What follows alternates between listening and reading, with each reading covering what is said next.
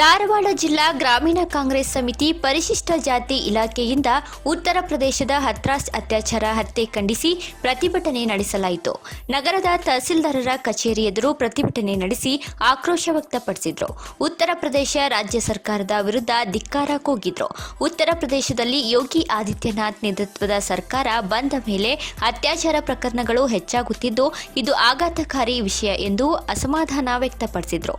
ಅಲ್ಲದೆ ಅತ್ಯಾಚಾರಿಗಳನ್ನು ಮಟ್ಟ ಹಾಕುವಲ್ಲಿ ಯೋಗಿ ಆದಿತ್ಯನಾಥ್ ಸರ್ಕಾರ ವಿಫಲವಾಗಿದೆ. ಯುಪಿ ರಾಜ್ಯದಲ್ಲಿ ಕಾನೂನು ಸುವ್ಯವಸ್ಥೆ ಸಂಪೂರ್ಣ ಕುಸಿದು ಹೋಗಿದೆ. ಹಾಗಾಗಿ ಕೂಡಲೇ ಅತ್ಯಾಚಾರಿಗಳಿಗೆ ಗಲ್ಲು ಶಿಕ್ಷೆ ನೀಡಬೇಕು ಮತ್ತು ಉತ್ತರ ಪ್ರದೇಶದ ಮುಖ್ಯಮಂತ್ರಿ ಯೋಗಿ ಆದಿತ್ಯನಾಥ್ ರಾಜೀನಾಮೆ ನೀಡಿ ಸರ್ಕಾರವನ್ನ ವಜಾಗೊಳಿಸಿ ರಾಷ್ಟ್ರಪತಿ ಆಳ್ವಿಕೆ ಜಾರಿಗೊಳಿಸಬೇಕೆಂದು ತಹಸೀಲ್ದಾರರ ಮುಖಾಂತರ ರಾಷ್ಟ್ರಪತಿಗಳಿಗೆ ಮನವಿ ಸಲ್ಲಿಸಿದರು.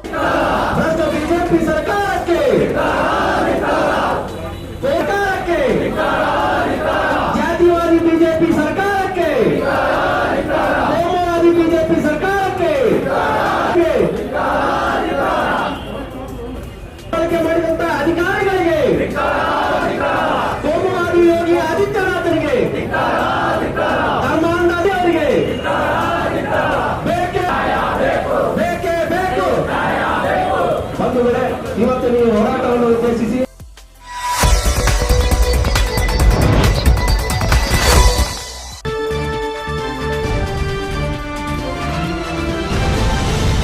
ದೇಶದಲ್ಲಿ ಹೆಚ್ಚುತ್ತಿರುವ ಅತ್ಯಾಚಾರ ಯತ್ನ ಹಾಗೂ ಕೊಲೆ ಪ್ರಕರಣ ಖಂಡಿಸಿ ಧಾರವಾಡ ಅಂಬೇಡ್ಕರ್ ಸರ್ಕಲ್ ವೃತ್ತದ ಆವರಣದಲ್ಲಿ ಜೈ ಕರ್ನಾಟಕ ಹಾಗೂ ದಲಿತ ಸಂಘರ್ಷ ಸಮಿತಿ ಕಾರ್ಯಕರ್ತರು ಮೌನ ಪ್ರತಿಭಟನೆ ನಡೆಸಿದರು.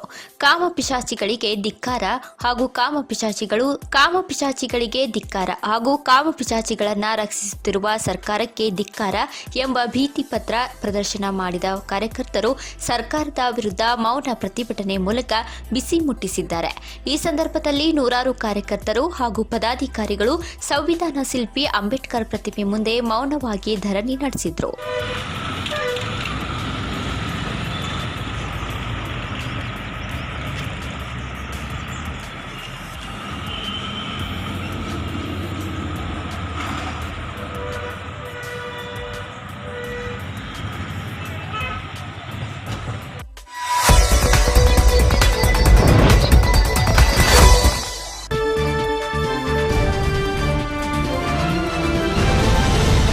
ಇಂದು ಹುಬ್ಬಳ್ಳಿಯ ಶ್ರೀ ಸಾಯಿ ಮಂದಿರದಲ್ಲಿ ಶ್ರೀಮಾನ್ಯ ಕೇಂದ್ರ ಸಚಿವರಾದ ಪ್ರಹ್ಲಾದ್ ಜೋಶಿಯವರು ಬೇಗ ಗುಣಮುಖರಾಗಲೆಂದು ಶ್ರೀ ಮಹೇಂದ್ರ ಕೌತಾಳ್ ಎಸ್ಸಿ ಮೋರ್ಚಾ ರಾಜ್ಯ ಕಾರ್ಯದರ್ಶಿ ಇವರ ನೇತೃತ್ವದಲ್ಲಿ 101 ತೆಂಗಿನಕಾಯಿಯನ್ನ ಅರ್ಪಿಸುವ ಮುಖಾಂತರ ಪೂಜೆಯನ್ನ ನೆರವೇರಿಸಲಾಯಿತು.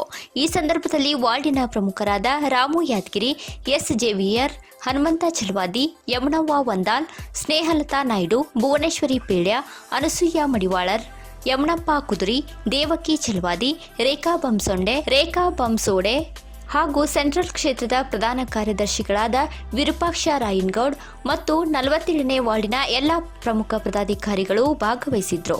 ಶ್ರೀಮಾನ್ಯ ಕೇಂದ್ರ ಸಚಿವರಾದಂಥ ಪ್ರಹ್ಲಾದ್ ಜೋಶಿ ಅವರಿಗೆ ನಿನ್ನೆ ಕೋವಿಡ್ ದೃಢಪಟ್ಟಿದ್ದು ಅವರು ಬೇಗ ಗುಣಮುಖರಾಗಲೆಂದು ಭಾರತೀಯ ಜನತಾ ಪಾರ್ಟಿಯ ವಾರ್ಡ್ ನಂಬರ್ 47ನ ಎಲ್ಲ ಪದಾಧಿಕಾರಿಗಳು, ಪ್ರಮುಖರು, ಹಿರಿಯರು ಇವತ್ತು ಸಾಯಿ ಮಂದಿರದಲ್ಲಿ ಪೂಜೆಯನ್ನು ಮಾಡಿಸಿ ಅವರು ಬೇಗ ಗುಣಮುಖ ಆಗಬೇಕೆಂಬ ವಿನಂತಿಯನ್ನು ಮಾಡಿದ್ದೇವೆ. ಪೂಜೆಯನ್ನು ಕೂಡ ಮಾಡಿದ್ದೇವೆ. 101 ತೆಂಗಿನಕಾಯಿಯನ್ನು ಅರ್ಪಿಸುವಂಥ ಕೆಲಸವನ್ನು ಗೊತ್ತಾಗುತ್ತೆ.